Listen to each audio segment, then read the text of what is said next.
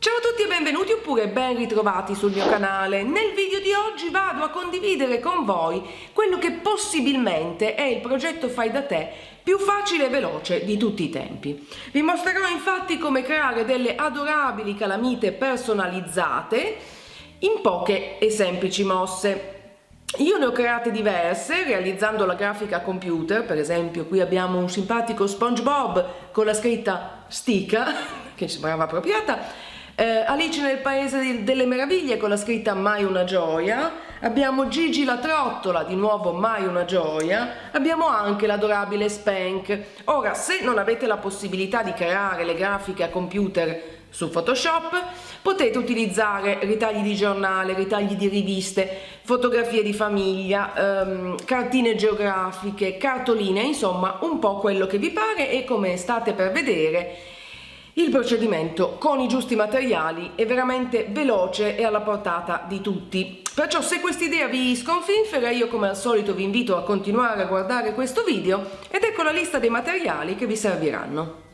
Le immagini che avete scelto, delle forbici, delle calamite, delle coperture in silicone adesive, dell'attack, un pennello, della vernice protettiva e un contenitore.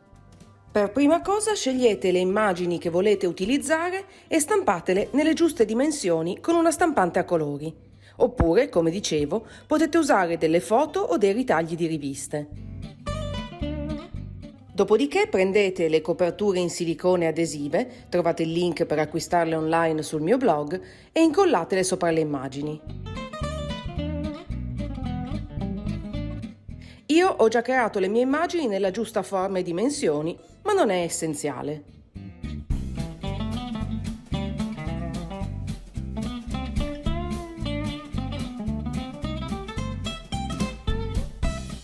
Procedete poi a ritagliare le immagini proprio come vedete.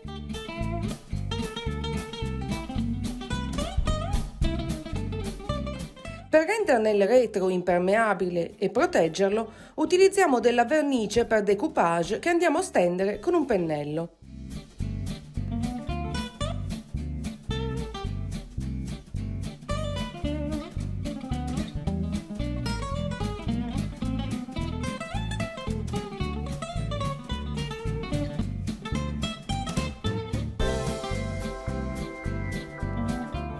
Lasciate asciugare la vernice e procedete incollando la calamita con dell'attack.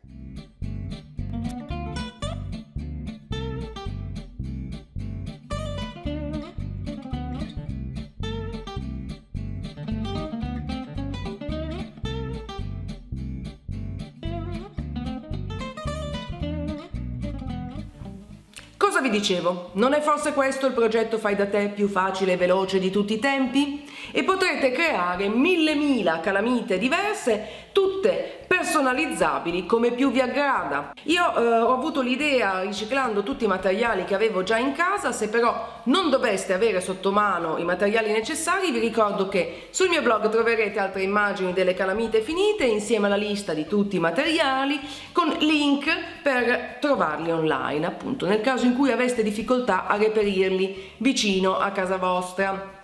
Che altro c'è da dire? Che il link al mio post dedicato lo trovate come di consueto nella info box qui sotto, oppure cliccando sulla i qui sopra la mia testa. Direi che per oggi non c'è altro, spero che questo video vi sia piaciuto. Se così è, non dimenticate di cliccare mi piace in modo che io possa saperlo, e se non l'avete ancora fatto, amici cari, iscrivetevi al mio canale per non perdere nessuno dei prossimi video. Direi che per oggi non c'è altro. Bacia stampo a tutti e noi ci vediamo alla prossima. Ciao!